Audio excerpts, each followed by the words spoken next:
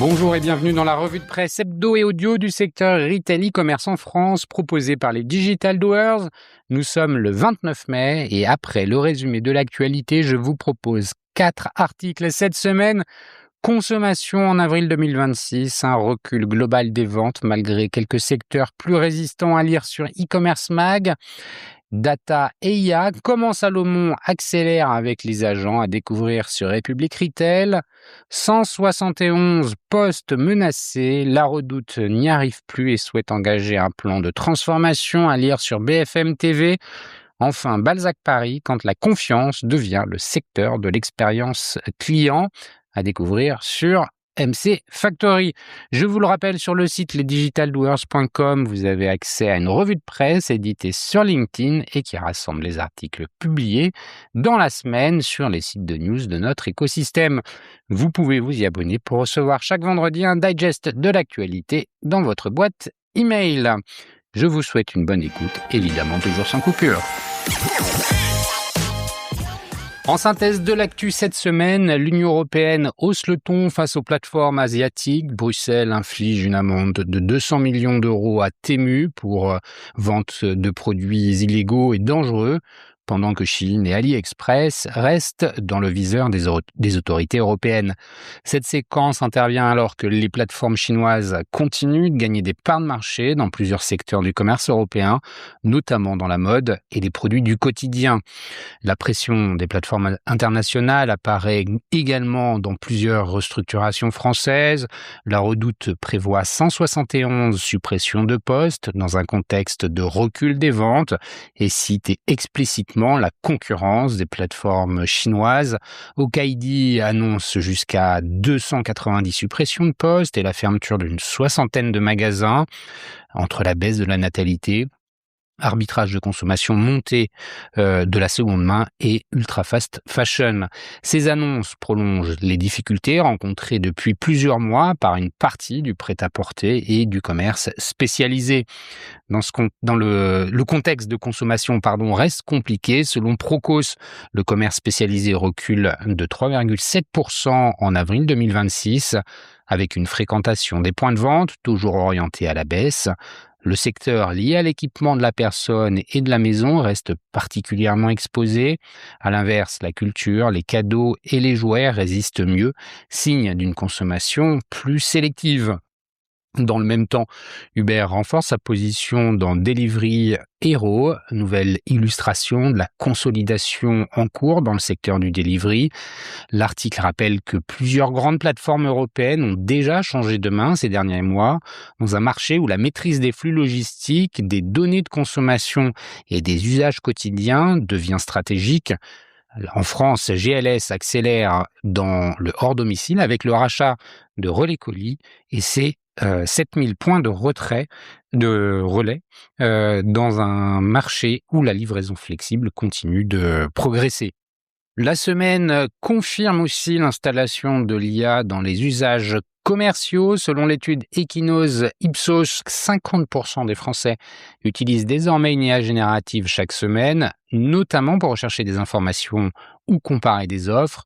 Amazon commercialise maintenant son assistant shopping conversationnel auprès d'autres enseignes, pendant que Salomon déploie des agents IA destinés à faciliter l'accès aux données commerciales et opérationnelles de ses équipes.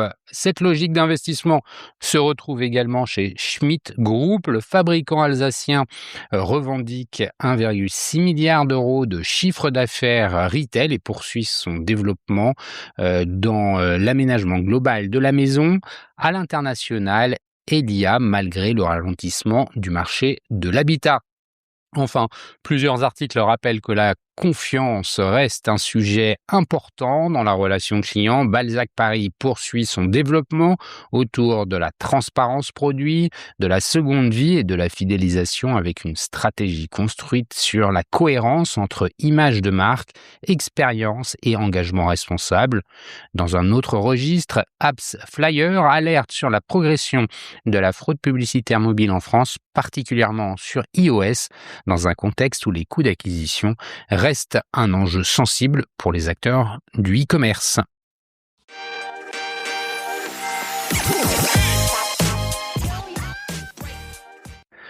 Consommation en avril 2026, un recul global des ventes, malgré quelques secteurs plus résistants, à lire sur e-commercemag.fr en date du 26 mai. En avril 2026, le commerce spécialisé enregistre une nouvelle baisse de son activité en magasin, avec un recul de 3,7% des ventes par rapport à avril 2025, selon une étude menée par Procos. Si certains secteurs, comme la culture ou la bijouterie, résistent, la consommation reste globalement sous tension dans un contexte économique toujours défavorable. Sur les 4 premiers mois de l'année, la tendance reste également négative, avec un recul de 2,8% selon les données Procos. Dans le même temps, les ventes web enregistrent, elles aussi, un léger recul. Dans ce contexte de ralentissement, les performances varient fortement d'un secteur à l'autre. Le secteur culture, cadeaux, jouets se distingue avec une hausse de 3% en magasin et de plus de 3% sur le web, une dynamique qui confirme la bonne tenue de ce secteur. La bijouterie, quant à elle, fait preuve de résistance dans cet environnement de consommation ralenti. L'habillement, lui, recule de plus de 3% en magasin, malgré une hausse de près de 3% des ventes en ligne.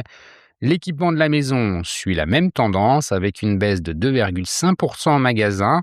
Enfin, la beauté parfumerie reste relativement stable, à moins 0,9%.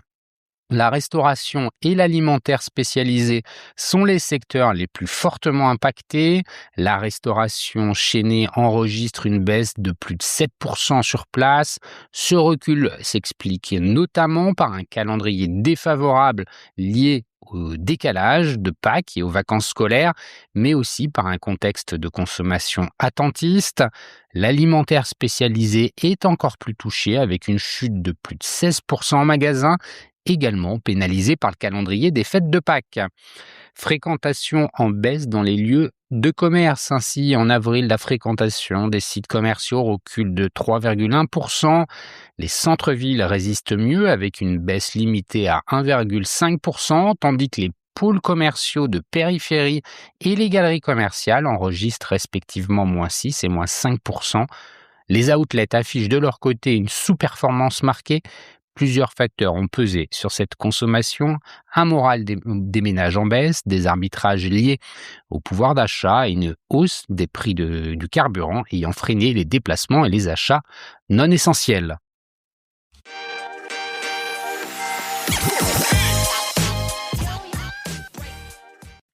Data et IA, comment Salomon accélère avec les agents, à lire sur republicretail.fr en date du 27 mai. Le spécialiste de l'outdoor déploie actuellement des agents IA pour gagner en productivité. Retour sur son organisation et ses projets qui embarquent toute l'entreprise. Plus de 2 milliards d'euros de chiffre d'affaires franchi en 2025, une croissance de 35% sur un an, une expansion rapide en Asie et un pivot assumé vers la vente directe aux consommateurs. Salomon n'est plus seulement une marque de sport outdoor, c'est une entreprise en pleine transformation commerciale qui a décidé de faire de la data un levier de pilotage central. Et depuis le début de l'année, les agents IA viennent compléter l'édifice. Avant de pouvoir déployer son armée d'agents IA, l'histoire data de Salomon commence en 2019 avec l'adoption de Snowflake comme plateforme centrale. À l'époque, le périmètre est limité, quelques équipes consumer et marketing, un premier terrain d'expérimentation. Ce n'est qu'en 2023 que la marque accélère vraiment avec un investissement dans une plateforme fiable et certifié. Concrètement, cela signifie 3 chantiers menés en parallèle: des tableaux de bord pour le top management, des programmes de self-service permettant aux équipes métiers d'accéder elles-mêmes aux données et un dispositif de gouvernance pour s'assurer que la donnée soit juste, documentée et utilisée de manière cohérente dans toute l'organisation. Ce travail de fond, souvent invisible de l'extérieur, est pourtant la condition sine qua non de tout ce qui vient ensuite. Car les chiffres de Salomon donnent la mesure du défi.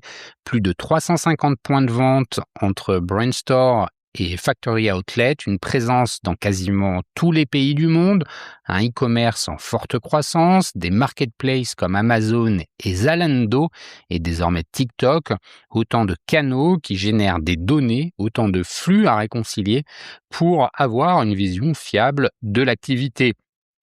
Aujourd'hui, l'équipe data de Salomon compte entre 20 et 30 personnes, mais l'ambition dépasse clairement ce périmètre. La data, ce n'est pas seulement l'affaire de l'équipe data, insiste Nicolas Belli, Head of Data and IR Platform. C'est l'affaire de chaque employé de Salomon, du data analyst au DSI. Pour y parvenir, Salomon investit dans la formation. L'an dernier, entre 70 et 100 collaborateurs ont été formés au Power BI pour gagner en autonomie sur l'accès et l'exploitation des données. L'objectif, que chaque métier puisse travailler avec la donnée sans dépendre systématiquement d'un expert technique. C'est dans ce contexte que Salomon a lancé début 2026 un POC avec Snowflake Intelligence. Le principe est simple à comprendre, même si la mise en œuvre est plus compliquée. Un agent conversationnel capable de répondre à des questions business en interrogeant directement les données internes de Salomon. Cyril Faverge, Product Owner IA et Data, résume l'ambition. Comme n'importe qui chez Salomon peut interroger le chiffre d'affaires, connaître son stock ou son investissement média sans avoir besoin de savoir faire du SQL.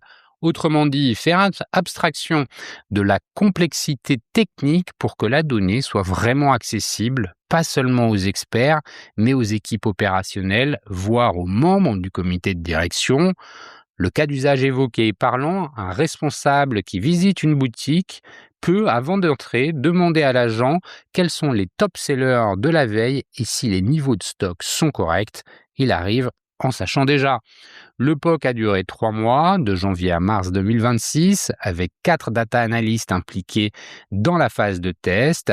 Ils évaluaient chaque réponse de l'agent, pouce en l'air ou pouce en bas, pour affiner progressivement son comportement, son vocabulaire interne et la fiabilité de ses réponses sur des questions du quotidien comme combien j'ai de clients en France ou quelles sont les ventes de chaussures en Allemagne l'an dernier.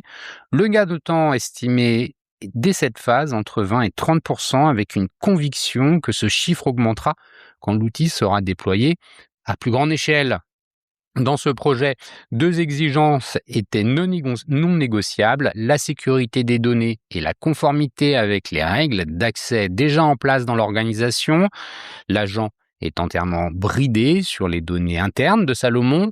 Pas de connexion avec des sources externes, pas de risque que les données sensibles viennent alimenter un modèle tiers. Un point crucial pour une entreprise cotée en bourse à New York via son groupe parent, Amer Sport. Ainsi, un contrôleur de la zone Europe n'a pas accès aux données de l'Amérique du Nord et l'agent respecte nativement ces règles sans couche technologique supplémentaire à construire. Comme le souligne Cyril Faverge, Product Owner chez Salomon, on réutilise tout ce qui a été fait dans Snowflake et on poste juste un agent par-dessus. Ça simplifie largement le travail d'accès, de maintenance et de documentation. C'est ainsi ce qui différencie cette approche du Shadow IA qui existait déjà dans l'entreprise, des collaborateurs qui exportaient des données vers des outils grand public pour obtenir des analyses rapides, sans cadre ni contrôle. En fournissant un outil de qualité, sécurisé et intégré, Salomon répond à ce besoin réel tout en reprenant la maîtrise des usages. Salomon n'en est pas son premier projet IA. L'équipe data a plusieurs initiatives en cours, au moins 3 ou 4 identifiées, et d'autres chantiers se développent côté plateforme digitale, notamment pour accélérer les cycles de développement des équipes IT. Mais Nicolas Belli tient à distinguer ce qui révèle de l'expérimentation sans lendemain et ce qui a vocation à passer en production. La règle interne est claire, pas de projet IA sans sponsor business identifié et sans point de douleur concret à résoudre. Les phases de non-industrialisation viennent souvent du fait que les équipes ont voulu tester l'IA sans business sponsor en face, estime le Head of Data and IA Platform.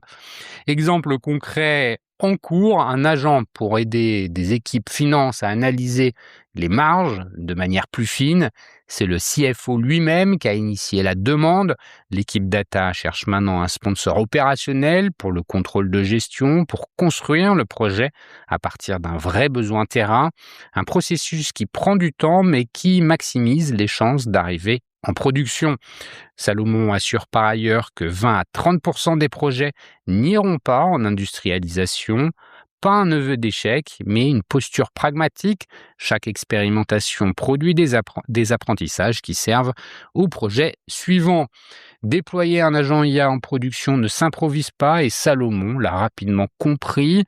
Maintenir un agent dans le temps, s'assurer qu'il répond toujours de manière fiable, détecter quand ses réponses dérivent, ce qu'on appelle le drift, requiert des compétences qui n'existaient pas dans les équipes data traditionnelles.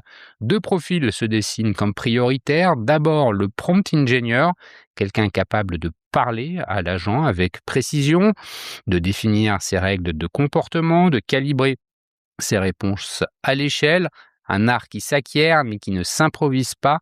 Ensuite, l'IA engineer chargé d'évaluer la cohérence de l'agent dans la durée et de garantir la qualité des réponses produites. Côté métier, l'enjeu est différent mais tout aussi important, former les utilisateurs à interagir correctement avec un agent, comprendre ce qu'il sait faire et ce qu'il ne sait pas faire, et surtout savoir reconnaître quand une réponse est fiable. C'est l'objectif que s'est fixé Cyril Faverges. Mon objectif, c'est que les utilisateurs reçoivent une réponse juste à 100%, sachent qu'elle est conforme à ce qu'ils attendent et puissent la réutiliser. La question du recrutement ou de la montée en compétences internes reste ouverte pour 2026, mais la direction est posée. L'IA n'est pas un projet, c'est un nouveau type de produit data qui nécessite une structure dédiée pour vivre dans le temps.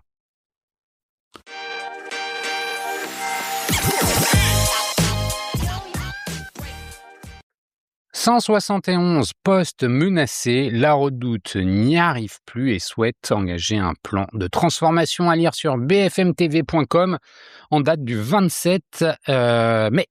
La Redoute a annoncé ce mardi vouloir donc supprimer 171 postes. Au cours d'un plan de transformation, l'entreprise a regretté l'évolution de la consommation chez ses clients, notamment attirés par les plateformes étrangères. Les employés de la Redoute se réveillent ce mercredi matin avec la boule au ventre. Leur société vient donc d'annoncer vouloir supprimer 171 postes pour renouer avec une croissance durable. Ce plan de transformation concernerait 138 emplois en France, à peine compensés par la création de 29 postes, des mesures contraintes, selon la filiale des Galeries Lafayette, qui fait face aux contraintes économiques d'un marché en tension. Le projet fera l'objet d'une procédure d'information et de consultation des instances représentatives du personnel et de négociation avec les organisations syndicales, ajoute la Redoute, qui précise que les solutions de reclassement interne et d'accompagnement de mobilité professionnelle sont privilégiées.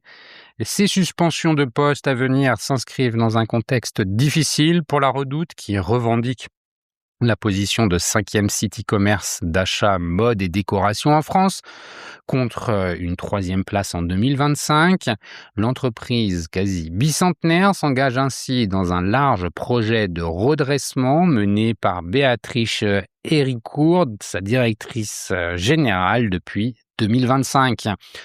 La concurrence accrue des plateformes internationales, elle fait face à une érosion de ses ventes après la période faste post-Covid. Alors que le milliard d'euros de ventes avait été dépassé en 2022, la société a chuté autour de 800 millions les deux exercices suivants et a encore perdu 5% de son chiffre d'affaires en 2025, notamment à cause de la baisse de régime de son rayon décoration qui a un temps pesé pour 60% des ventes.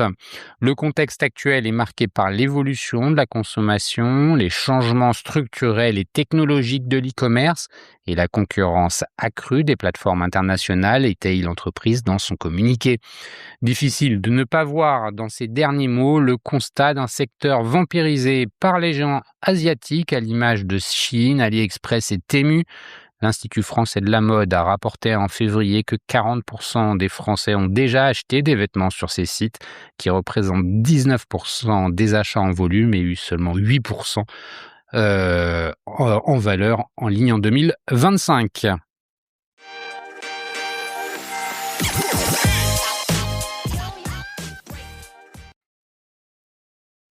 Balzac Paris, quand la confiance devient le cœur de l'expérience client, à lire sur mcfactory.fr en date du 27 mai. La mode, la concurrence sur le prix ou le style ne suffit plus. Ce qui fidélise durablement une cliente, c'est la qualité de l'expérience client et la confiance qu'elle accorde à la marque à chaque étape de sa relation avec elle. Balzac Paris l'a compris très tôt en faisant de ses engagements responsables un élément concret de cette expérience, pas un argument de vente en plus, mais une façon différente de construire chaque point de contact. Résultat, une communauté de clientes engagées, des métriques d'audience qui dépassent les standards du secteur et une désirabilité qui tient dans le temps. Une marque née en ligne, construite sur une promesse tenue. Balzac Paris, né en 2014 comme marque digitale pure. Pas de boutique, pas de réseau de distribution, juste une offre de prêt-à-porter féminin diffusée en ligne avec une conviction centrale: la mode peut être désirable et responsable en même temps. À cette époque, lancer une marque de mode responsable, c'est, selon les mots de sa cofondatrice Chrysoline de Gastine, un pari fou, celui de changer les règles du deuxième secteur le plus polluant de l'industrie. Balzac Paris choisit pourtant de le tenir dès le départ en rendant chaque engagement concret. Ainsi, chaque décision de conception, de fabrication et de communication est pensée pour apporter la preuve de cet engagement. Ainsi, dès sa création, la marque s'est dotée d'une boussole interne, la démarche TPR, toujours plus responsable, une exigence quotidienne qui pousse la marque à questionner ses choix saison après saison en cherchant à allier le durable au désirable. C'est dans cette continuité qu'il faut lire les étapes suivantes. En 2022, Balzac Paris devient société à mission, une forme juridique qui engage l'entreprise à œuvrer pour le bien commun, en plaçant la résolution des défis sociaux et environnementaux au cœur de son modèle, au même titre que la performance économique. Depuis 2024, la certification B Corp, obtenue avec une note de 96,6 points, l'un des scores les plus élevés jamais atteints dans l'industrie textile. Parmi les initiatives concrètes qui incarnent cette démarche, l'affichage du coût environnemental occupe une place particulière. Balzac Paris est l'une des premières marques françaises à avoir généralisé cet indicateur sur ses produits. Il s'agit d'un score qui mesure l'impact écologique total d'un vêtement, de sa fabrication jusqu'à sa fin de vie, et qui le rend directement lisible et comparable. La chemise Éléonore blanche affiche par exemple 881 points d'impact contre 1134 points pour un modèle équivalent issu de la mode conventionnelle. Ce chiffre change la nature de l'acte d'achat puisqu'il permet à la cliente de faire son achat de façon éclairée. La transparence devient alors une fonctionnalité de l'expérience produit. C'est là une distinction importante. On ne convainc plus, on informe, et c'est précisément ce lien entre expérience client et confiance qui explique l'engagement durable des clientes de Balzac. Une cliente informée qui choisit bien plus engagée qu'une cliente séduite. Ce faisant, Balzac Paris a aussi pris une longueur d'avance dans le cadre réglementaire à venir. Le Digital Product Passport, exigé par la Commission européenne à partir de 2027, obligera les marques à rendre accessibles les données précises sur le cycle de vie de leurs produits. Des mérites qui témoignent d'une confiance durable. La confiance produit des résultats et Balzac Paris en a les preuves. Quand expérience client et confiance sont au cœur du modèle, les indicateurs suivent. En 2024, la marque franchissait le cap des 30 millions d'euros de chiffre d'affaires, une trajectoire construite sans recours à la surenchère promotionnelle, monnaie courante dans la mode en ligne. Derrière cette performance, une mécanique d'engagement qui se lit dans plusieurs indicateurs. Les réseaux sociaux sont l'un des signaux les plus parlants, avec plus de 640 000 abonnés sur Instagram et 116 000 sur Facebook. Balzac Paris maintient une présence significative. Guide de style pensé pour prolonger l'usage des pièces dans le temps, narration éditoriale proche des codes de la presse mode, communication assumée sur les impacts chaque contenu contribue à la même mécanique de preuve. La newsletter confirme cette dynamique communautaire. Selon les données relayées par les clés du digital, elle peut représenter jusqu'à 60% du trafic journalier du site, un chiffre qui dépasse largement les benchmarks du secteur e-commerce. Ce n'est pas seulement une performance CRM, c'est le signe d'une audience qui revient volontairement, régulièrement, parce qu'elle attend quelque chose de la marque au-delà de l'achat. La newsletter fonctionne ainsi comme un point de rendez-vous entre la marque et ses clientes. Enfin, le score Trustpilot de 4,6 sur 5 constitue un troisième signal qui témoigne de la confiance des clients, appelée ambassadrice, pour la marque. 12 boutiques pour rendre l'expérience palpable. 8 ans après sa création, Balzac Paris ouvre sa première boutique physique à Paris. Le passage du digital au retail physique constitue souvent un moment risqué pour les marques nées en ligne.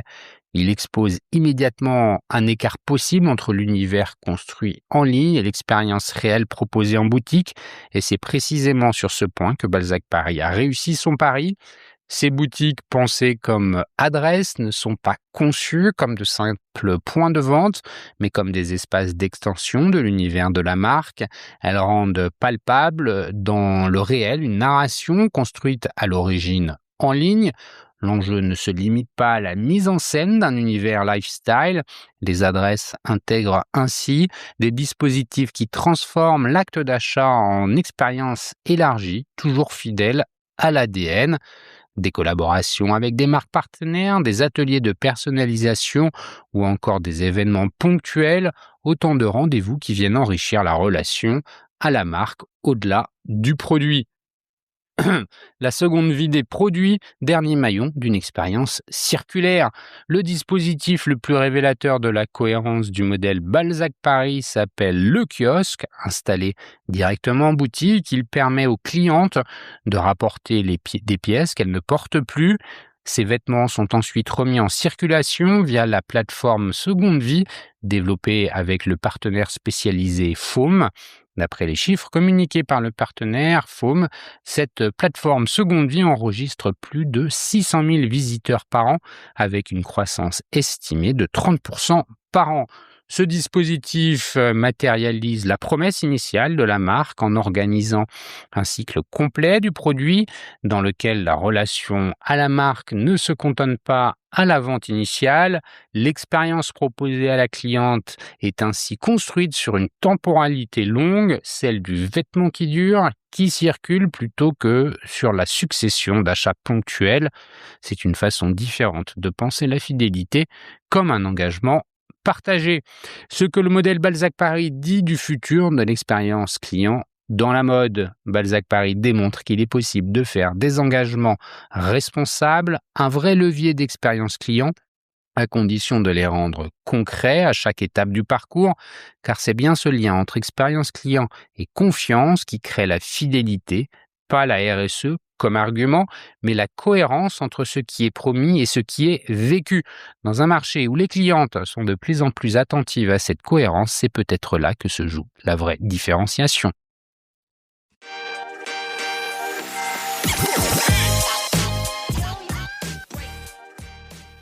Et voilà, c'est fini pour cette semaine. Merci de m'avoir écouté. N'oubliez pas de vous abonner à la revue de presse sur le site lesdigitaldoers.com. Si vous aimez l'exercice de cette revue de presse Retail e-commerce dans sa vision audio, n'hésitez pas à me le faire savoir en m'envoyant des messages sur LinkedIn et mieux encore en la faisant connaître autour de vous. Enfin, un dernier message d'auto-promo avec les Digital Doers. Je produis des chaînes de podcasts thématiques pour les prestataires de services de notre écosystème. Donc, si vous souhaitez animer la prise de parole de votre marché, c'est l'occasion d'inviter des clients et des prospects à venir converser avec vous autour de votre proposition de valeur. Vous êtes intéressé, alors contactez-moi. D'ici là, portez-vous bien et à la semaine prochaine.